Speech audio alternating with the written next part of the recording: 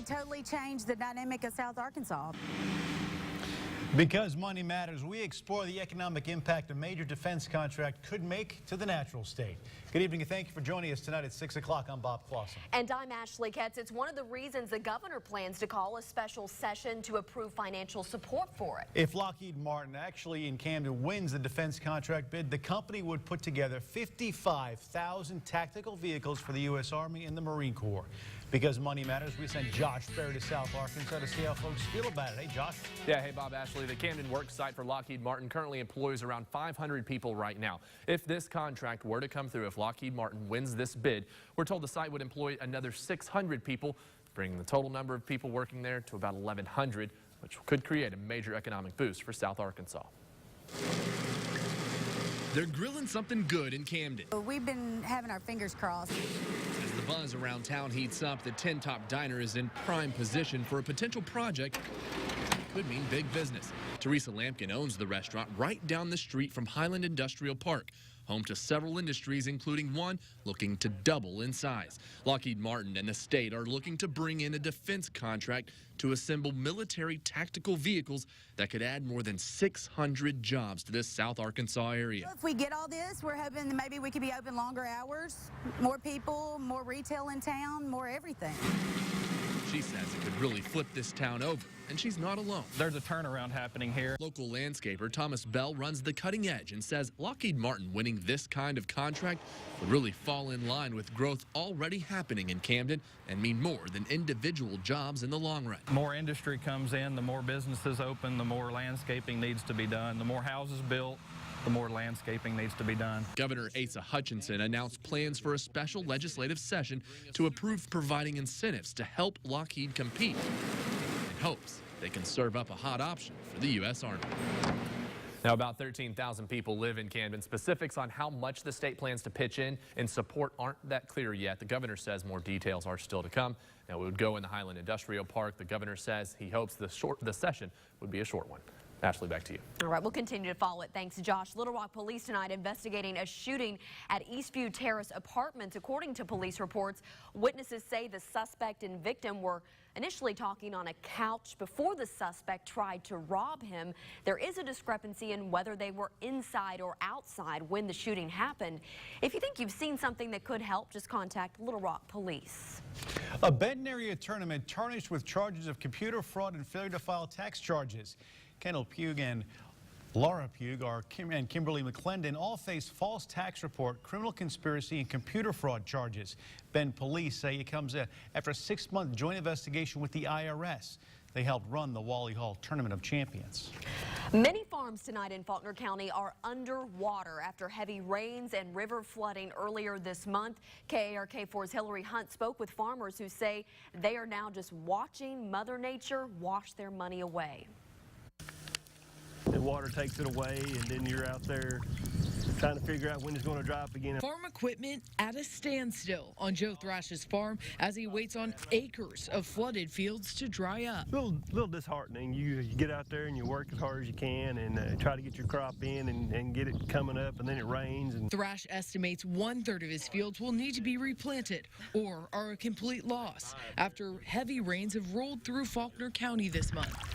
you got bills to pay, and there's nothing out there to make that money. Like Thrash, many farmers are feeling the effects of Mother Nature on their pockets. Hank Cheney with the Faulkner County Agriculture Extension Office says the damage is adding up. You get on into the year, your yields are probably going to be potentially less, so we're talking millions of dollars that these guys are going to incur. For Thrash, he's having to stock back up on seed. I'm going to have the same cost again for planting it the second time. Now he hopes Mother Nature will clear up these cloudy skies and dry up his fields instead of his wallet. In Faulkner County, I'm Hillary Hunt. Thrash says he has until mid-June to get his crop in the ground or he won't be able to plant. Crews in North Little Rock continuing the cleanup process at Burns Park after flooding there. The high water has left a layer of dirt covering roads, the river trail, parking lots. Crews from the road and parks departments, as well as the state inmates, chipping in for the cleanup effort out there. It is a massive one. We're hoping to get fire department out here at some point or another. They've said they might try to help us out with pumper trucks to wash the stuff off. Soccer fields also needing a lot of work. Officials say it'll be a big job getting the fields ready for a regional soccer tournament. That's going to be next month. And because the cost of education matters, several schools in the University of Arkansas system could see an increase in their tuition. Some schools, such as Phillips Community College and the community colleges of Batesville and Morrilton, will not increase their tuition. UALR will not have a tuition increase, but a $4 fee increase. The largest increases will be at Cossatot Community College, Fayetteville, Monticello, and Fort Smith. Staying safe while exploring the internet is the theme of an online safety project Google is putting together. That event teaches password safety, how to identify phishing scams, and just being smart about what you put online. Arkansas Attorney General was at this event at a school today. While there's so many wonderful things with technology, there's also bad people, and so how to teach them to protect their passwords, how to protect themselves. And as Attorney General, I also encourage parents and grandparents to learn how to use the internet and all the apps that the children use now. The Attorney General also talked about cyberbullying today. Arkansas Electric Cooperative is announcing a push to add renewable energy for customers. They have entered into an agreement to buy 108 megawatts of wind energy from Drift Sand Wind Farm. It's pictured here. You see it. Two other wind farms they purchase energy from are Oklahoma and Kansas. The Drift Sand Wind Farm about 60 miles southeast of Oklahoma City and will be in service December 2016. A tiny bottle claims it can cure cancer, malaria, even AIDS, and autism. It's called MMS. It's been in the spotlight here in Arkansas since January as the focus of a Garland County Sheriff's Office search warrant that ended with the removal of 7 children from their parents' home. Now, Master or Mineral Miracle Solution, it can be easily found on the web, but the FDA and some parents say it should not be used as a treatment for kids with autism. And they're using this as a treatment. So by policing MMS is not enough. We need to have legislation to ban its use as a treatment for autistic children and adults. Tonight at 10, we explore how easy it is to buy and what supporters say it's good for, and why that mother of 4 thousands of miles away now has her eyes on the headlines in Central Arkansas. Still ahead tonight at 6 o'clock, we're going to take a look at a new business with a mission to improve the community. How they're expected to make a huge impact. And no big surprises in the forecast today. We did see some sunshine, maybe 1 or 2 showers, but most of the state was dry, 81 and 68. The numbers in Little Rock today, no rainfall on the rain gauge here in Little Rock, but we've got some on the way that should impact just about everybody. We'll let you know when it arrives in just a couple minutes.